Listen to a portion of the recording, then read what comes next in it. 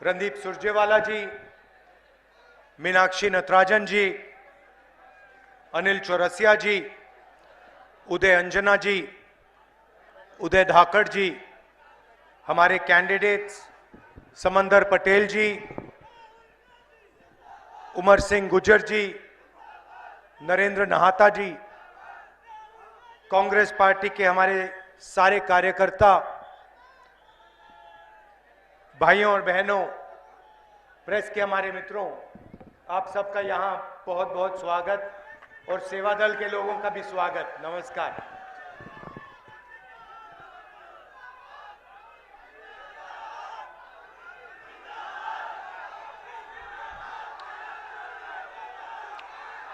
तकरीबन 1 साल पहले मैं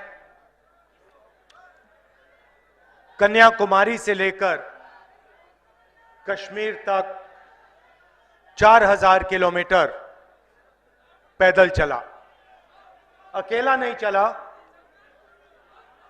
हमारे साथ लाखों लोग भारत जोड़ो यात्रा में एक साथ चले।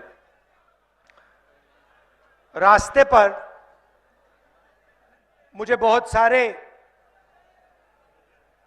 अलग अलग लोग, किसान, मजदूर, बेरोजगार युवा, छोटे दुकानदार, हजारों लोगों से बात करने का मौका मिला।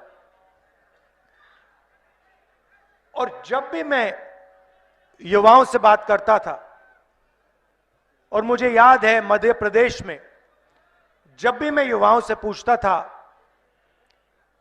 क्या करते हो, जवाब आता था कुछ नहीं, बेरोजगार। तो शुरुआत में ही मैं पूछना चाहता हूं, यहां मीटिंग में बहुत सारे युवा दिख रहे हैं, यहां पे बेरोजगार युवा कौन है? हाथ उठा के दिखाओ मुझे।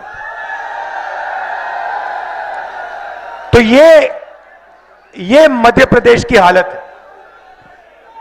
किसी भी युवा से आप पूछो क्या पढ़े, इंजीनियरिंग, डॉक्टरी, आईएएस के लिए, आईपीएस के लिए पढ़ाई तो कर ली, प्राइवेट कॉलेज को, प्राइवेट स्कूल को, प्राइवेट यूनिवर्सिटी को पैसा दे दिया, डिग्री भी ले ली, मगर काम नहीं मिला। यह आपकी सच्चाई है।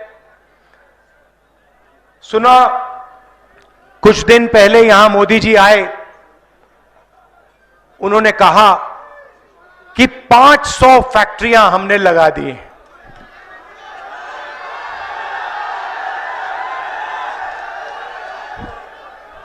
पता नहीं, पहले आए थे कहा था 15 लाख रुपए बैंक अकाउंट में डाल देंगे, काले धन को मिटा देंगे, और अब मध्य प्रदेश में हमने 500 फैक्ट्रियां लगा दी हैं। किसी को दिखी है फैक्ट्रियां?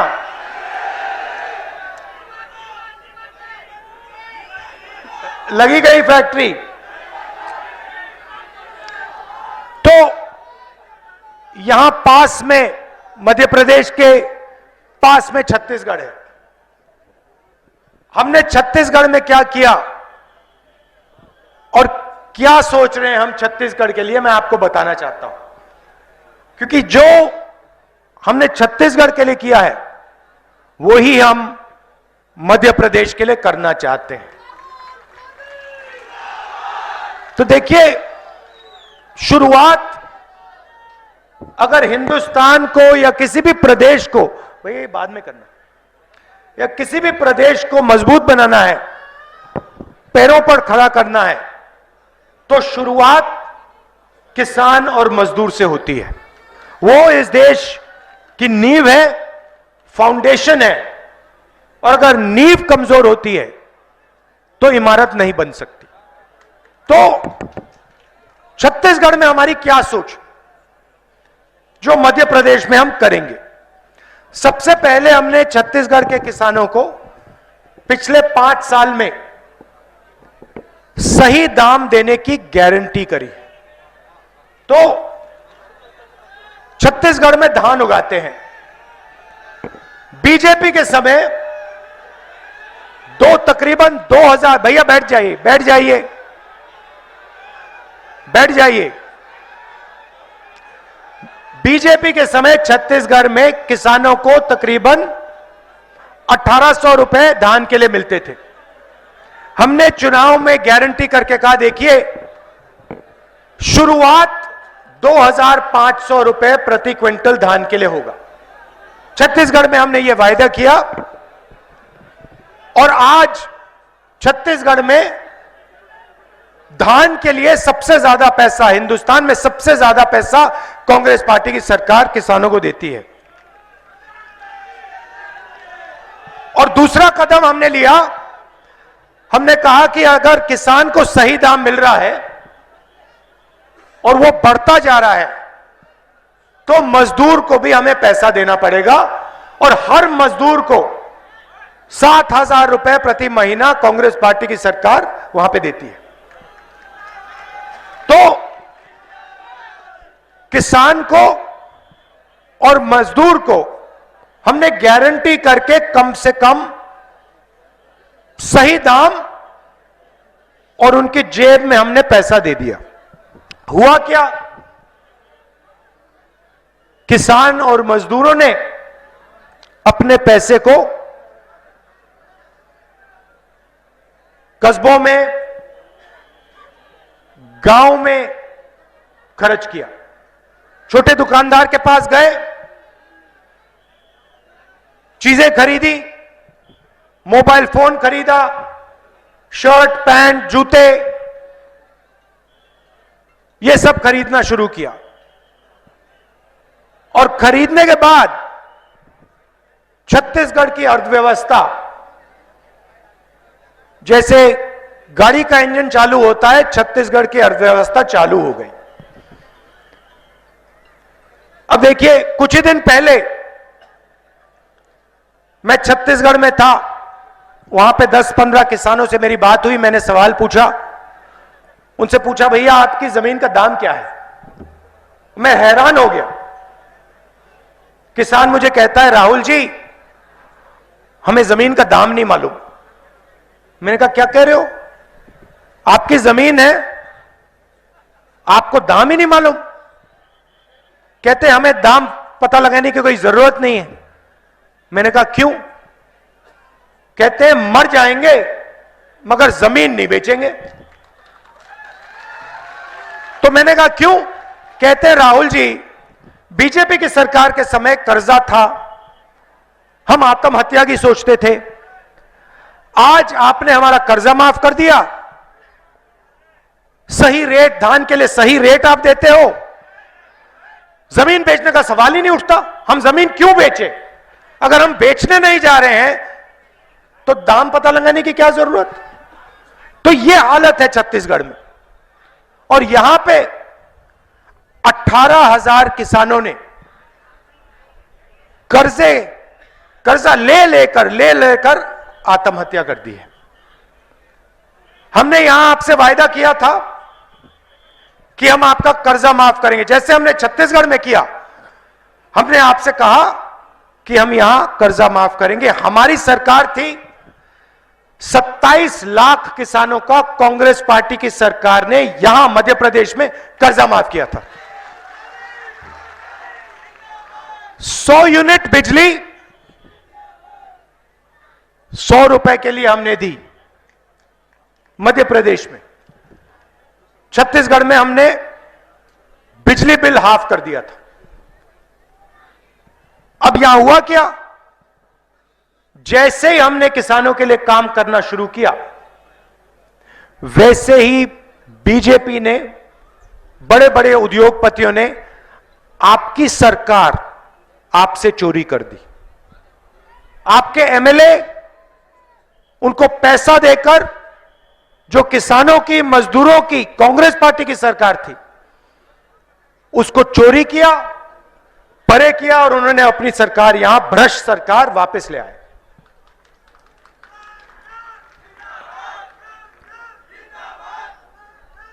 ये मध्य प्रदेश जो है भ्रष्टाचार का कैपिटल है, भ्रष्टाचार की राजधानी है ये हिंदुस्तान में। आपने ये तोमर जी के बेटे का वीडियो देखा?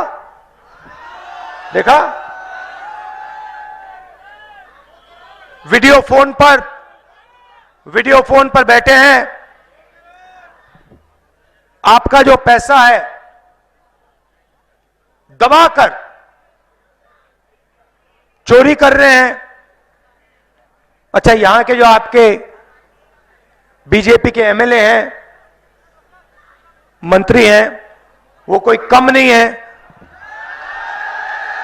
तोमर जी की और उनकी रेस चल रही है, कौन मध्य प्रदेश से के जनता से, किसानों से, मजदूरों से ज्यादा पैसा चोरी करेगा।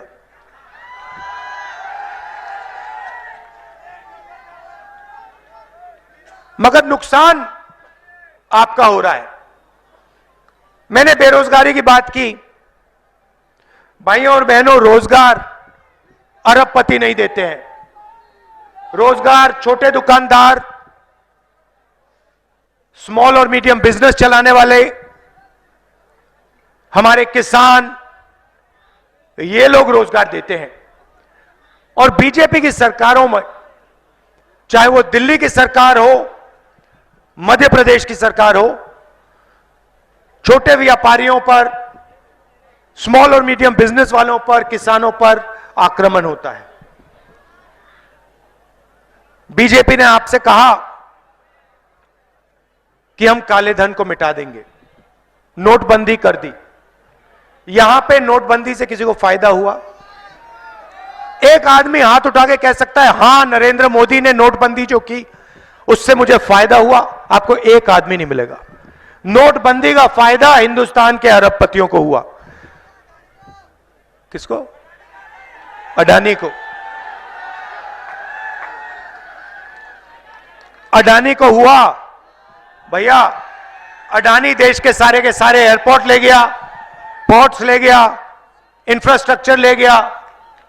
अडानी जी के लिए नरेंद्र मोदी जी किसान बिल लाए थे। वो अच्छी बात है कि किसान खड़े हो गए,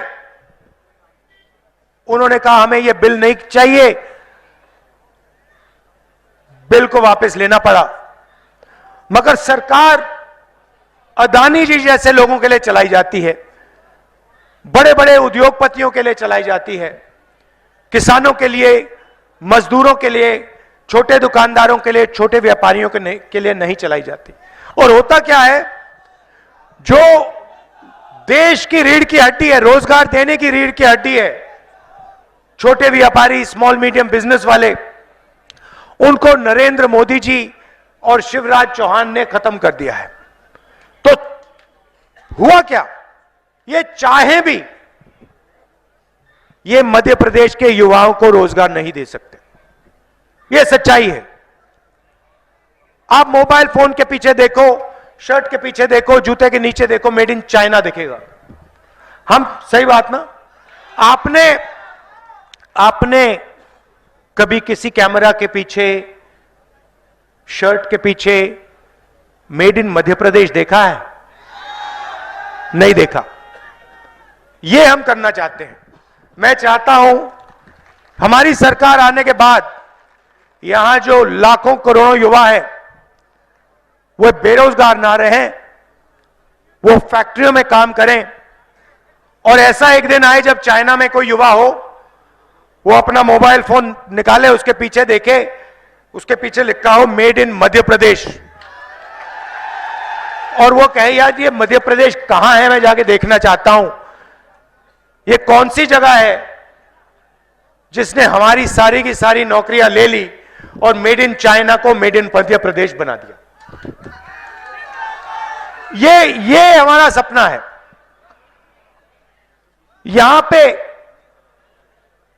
आपके 15 साल 18 साल जाया हो गए, एक के बाद एक इन्होंने आपको झूठ बोला। प्रधानमंत्री यहां आते शर्म नहीं करते हैं। पूरा मध्य प्रदेश जानता है कि मध्य प्रदेश में एक कारखाना नहीं खुला, और यहां प्रधानमंत्री आके कहते हैं हमने मध्य प्रदेश में 500 फैक्ट्रियां खोली हैं। शर्म की बात। नीमच में कहा, मतलब देखिए शर्म ही नहीं है। मतलब जीरो शर्म है। चले जाते हैं, जो मन में आता है कह देते हैं। पता नहीं, मालूम ही नहीं होगा, पता नहीं क्या है, मगर शर्म नहीं है कि यहां आकर जनता से कह सकते हैं कि भैया 500 फैक्ट्रियां हमने खोली हैं, और सोचते हैं कि जनता को कोई आइडिया नहीं, कोई समझ नहीं। अजीब सी बात है। हमने भी वायदे किए हैं। मैंने यहां आकर पिछली बार कहा था हम किसानों का कर्जा माफ करेंगे, हमने कर दिया। हम यहां झूठ बोलने नहीं आए हैं। गैस सिलेंडर कितने का मिलता है? 1200 का। आप लिख लो, चुनाव के बाद यहां मध्य प्रदेश में 500 रुपए का गैस का सिलेंडर हो जाएगा। और जैसे हमने कर्जा माफी की पिछली बार वायदा किया था, इस बार हम उस काम को पूरा करेंगे। 2 लाख रुपए तक का कर्जा मध्य प्रदेश के किसानों का हम माफ कर देंगे। मैंने तो अपने चीफ मिनिस्टर से कह रखा है, कर्नाटक, राजस्थान, हिमाचल, चीफ मिनिस्टर से कह रखा है, देखिए जितना पैसा बीजेपी के लोगों ने अरबपतियों को दिया है, उतना पैसा हमें किसानों को, मजदूरों को, उतना ही पैसा उनकी जेब में डालना है। तो यहां जैसे हमारी सरकार आएगी, गेहूं के लिए 2600 रुपए प्रति क्विंटल आपको मिलेगा, और वो बढ़ता जाएगा। आपको पूछने की भी जरूरत नहीं होगी। वो 2600 पे शुरू होगा और वो चढ़ता जाता जाएगा 3000 से आगे जाएगा। और 100 यूनिट बिजली के 100 रुपए के लिए मिलेंगे। तो ये हमारे वायदे हैं, और हम चाहते हैं कि जो काम हम छत्तीसगढ़ में कर रहे हैं, किसानों की वहां हमने जिंदगी बदल दी, छोटे दुकानदारों की, व्यापारियों की, स्मॉल और मीडियम बिजनेस वालों की हमने जिंदगी बदल दी, वो हम मध्य प्रदेश में करने जा रहे हैं। देखिए सच्चाई मैं आपको बता देता हूं, यहां पे चुनाव कांग्रेस पार्टी स्वीप करने जा रही है। मतलब भारी बहुमत से कांग्रेस पार्टी मध्य प्रदेश में चुनाव जीतेगी और हमारी सरकार आएगी। तो उसके बाद हमारी जिम्मेदारी बनती है।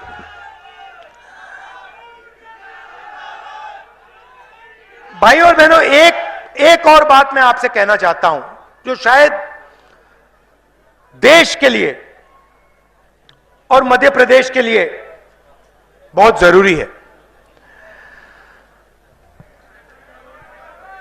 आपने सुना होगा, पहले अपने भाषणों में, हर भाषण में नरेंद्र मोदी जी कहते थे कि मैं ओबीसी हूं।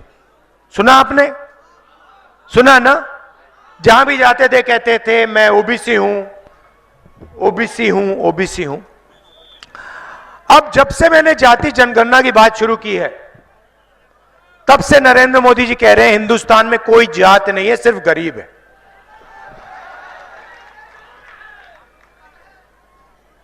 कोई जात नहीं है, सिर्फ गरीब है, मगर नरेंद्र मोदी ओबीसी है।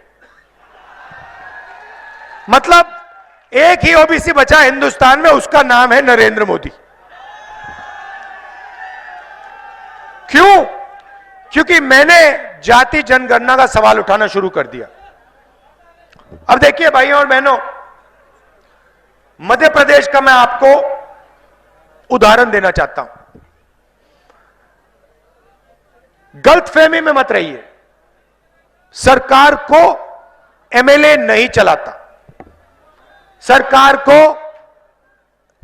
अफसर लोग, आईएएस के लोग सरकारी ऑफिसर्स चलाते हैं। सही बात है। हर युवा आईएएस क्यों करना चाहता है? क्योंकि वह जानता है कि सरकार को आईएएस अफसर चलाते हैं, सरकार को अफसर चलाते हैं।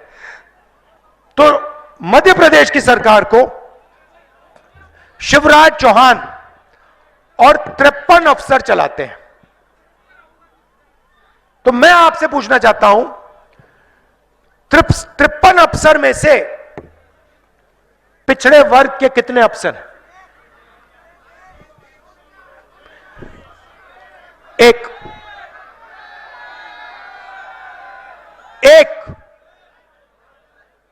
और ये एक जो अफसर है बेचारा वहां पे अकेला है, इसको ये लोग कोई काम नहीं देते, ये कोने में बैठा रहता है। और फिर शिवराज चौहान जी और नरेंद्र मोदी जी कहते हैं मध्य प्रदेश की सरकार पिछड़ों की सरकार है। कैसे पिछड़ों की सरकार है? कैसे पिछड़ों की सरकार है? भाई और बहनों, 53 अफसर आपके बजट का निर्णय लेते हैं। मध्य प्रदेश में स्वास्थ्य के लिए कितना पैसा जाएगा, नीमच कितना पैसा जाएगा, शिक्षा के लिए कितना पैसा जाएगा, सड़कों में कितना पैसा जाएगा, स्कूल कॉलेजेस में कितना पैसा जाएगा, ये सब ये 53 अफसर लेते हैं। ये जो एक ओबीसी अफसर है, आप जानते हो ये बजट का कितना डिसीजन लेता है? बजट पर कितना निर्णय लेता है आप जानते हो? शर्म की बात है। जो यहां ओबीसी युवा बैठे हैं, आप हिल जाओगे, आप पर अपमान हो रहा है। भाइयों और बहनों, 53 अफसर में से एक अफसर ओबीसी का। और अगर मध्य प्रदेश की सरकार 100 रुपए खर्च करती है, 100 रुपए खर्च करती है, तो 33 पैसे ओबीसी वर्ग के अफसर निर्णय लेते हैं। 100 रुपए में से 33 पैसे का निर्णय ओबीसी वर्ग कर रहा है। और नरेंद्र मोदी, शिवराज चौहान जी कहते हैं मध्य प्रदेश में ओबीसी की सरकार। इसीलिए ओबीसी युवाओं को, दलित युवाओं को, आदिवासी युवाओं को यहां रोजगार नहीं मिलता। कैसे मिलेगा? आप बजट का निर्णय ही नहीं लेते। 100 रुपए में से 33 पैसे ओबीसी अफसर लेता है, ना के बराबर है। तो इसलिए मैंने कहा, अच्छा दिल्ली में हालत अलग नहीं है, वैसी हालत है। दिल्ली में 90 अफसर सरकार को चलाते हैं, पूरा का पूरा बजट का पैसा बांटते हैं। दिल्ली में 3 ओबीसी अफसर 5% बजट का निर्णय लेते हैं। तो मैंने सवाल उठाया, पार्लियामेंट में उठाया, मैंने कहा देखिए मध्य प्रदेश में 100 रुपए में से 33 पैसे ओबीसी अफसर ले रहे हैं। तो मैं जानना चाहता हूं इस देश में ओबीसी वर्ग की आबादी कितनी है, यह जानना चाहता हूं मैं। क्योंकि अगर ओबीसी अफसर 100 रुपए में से 33 पैसे का निर्णय ले रहा है, और अगर आबादी 0.33% है ओबीसी की, तो ठीक है। मगर मैं जानता हूं कि ओबीसी वर्ग की आबादी कम से कम 50% है।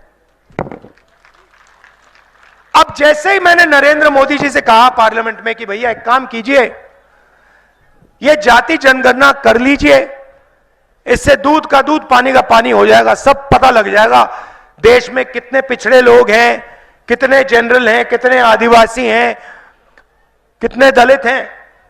उस दिन के बाद नरेंद्र मोदी जी कहते हैं, भैया भाषण में कहते हैं हिंदुस्तान में कोई जात नहीं है, हिंदुस्तान में सिर्फ गरीब है। और जनगणना की बात, जाति जनगणना की बात नरेंद्र मोदी जी के मुंह से नहीं निकलती। तो मैं आपको यहां गारंटी देना चाहता हूं कि जैसे ही हमारी सरकार दिल्ली में आएगी, नेशनल लेवल का जाति जनगणना हम करके दे देंगे। और मध्य प्रदेश में जैसे ही सरकार आएगी, जाति जनगणना का काम हम मध्य प्रदेश में शुरू कर देंगे। सबको मालूम होना चाहिए कि उनकी आबादी कितनी है और बजट पर, सरकार पर उनका कितना हक बनता है, उनकी कितनी भागीदारी होनी चाहिए। और यह काम हम गारंटी करके पूरा कर देंगे। आप सब दूर दूर से आए, इतने प्यार से आपने मेरी बात सुनी, इसके लिए दिल से आपको बहुत बहुत धन्यवाद। नमस्कार, जय हिंद।